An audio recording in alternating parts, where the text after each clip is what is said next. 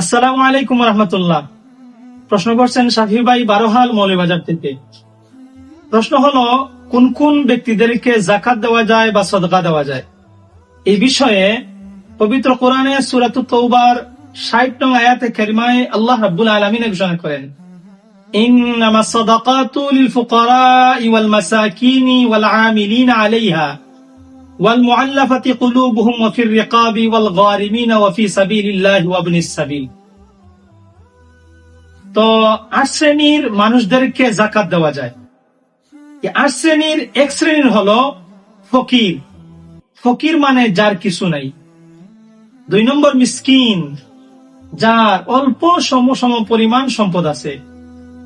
৩ নম্বর যাকাত উসুলকারী, যে রাষ্ট্রের পক্ষ থেকে যাকাত মানুষের দ্বারে দ্বারে যাইয়া সংগ্রহ করে, এইরকম যাকাত সংগ্রহকারী কর্মচারী।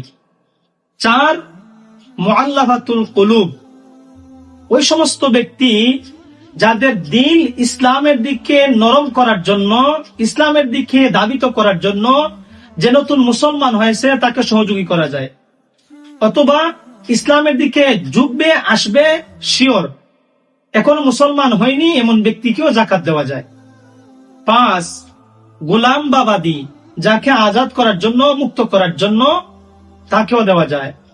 ৬ ঋণগ্রস্ত ব্যক্তি, এমন মানুষ যার সম্পদের চেয়ে ডাবল ঋণ, এইরকম ঋণগ্রস্ত ব্যক্তিদেরকে দাওয়াত দেওয়া যায়।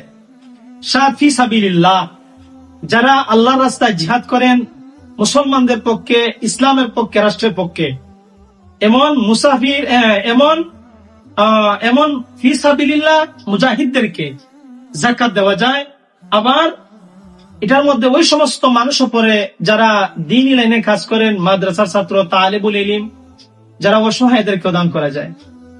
৮ ইবনুস সাবিল, যারা রাস্তার মুসাফির, বাড়ি ঘরে বাসায় নিজ শহরে সম্পদ আছে, অন্য কোথাও সফর করছেন, সম্বল নাই সাথে, এমন ব্যক্তিকে যাকাত দেওয়া যায়। আশা করি মাসালাটা আমরা সকলে বুঝতে পেরেছি। আল্লাহ তাআলা আমাদের সকলকে সঠিকভাবে যাকাত দেওয়ার তৌফিক দান করেন। আর স্বাভাবিকভাবে আমরা অন্যান্য খায়রাত যেগুলা করি, একজন অপরজনকে দান করি, এই দান খয়রাত একে অপর, ধনী গরিব, গরিব ধনী, একে অপরকে এরকম করা যায়।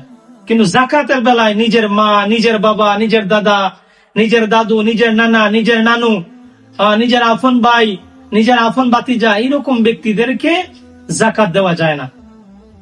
তো আশা করি মাসালাটা আমরা সকলে বুঝতে পেরেছি। আল্লাহ তাআলা আমাদের সকলকে বুঝার তৌফিক দান করেন, আমিন।